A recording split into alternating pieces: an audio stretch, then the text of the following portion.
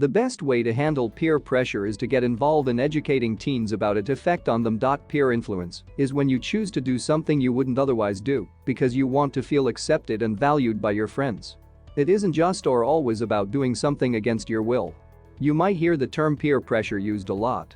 But peer influence is a better way to describe how teenagers' behavior is shaped by wanting to feel they belong to a group of friends or peers.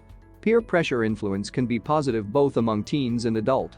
For example, your child might be influenced to become more assertive, try new activities, or to get more involved with school. But it can be negative too.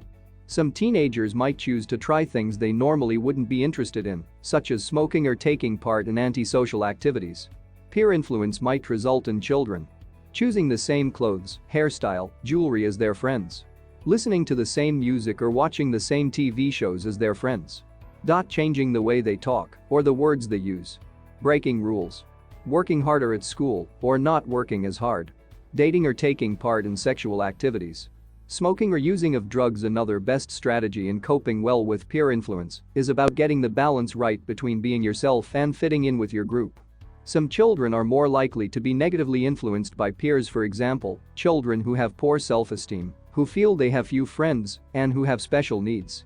These children might feel that the only way they'll be included and accepted in social groups is by taking on the behavior, attitudes and look of a group. Children who have strong self-esteem are better at resisting negative peer influence. If your child is happy with whom he is and the choices he makes, he's less likely to be influenced by other people. Self-esteem helps in establishing good relationships, and positive friendships also help self-esteem.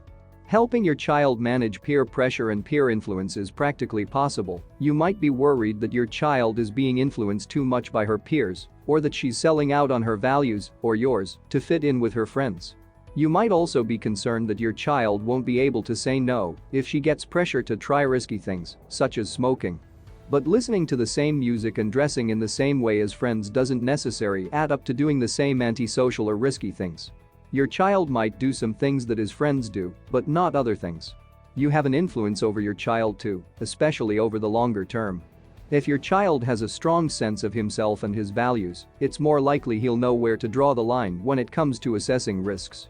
It's to our own best interest to know that every teen deserves love and patience, and also educating the mind of the child to help him or her build a wealth of self-confidence in themselves. Peer pressure can be a great motivation when given proper guide on it.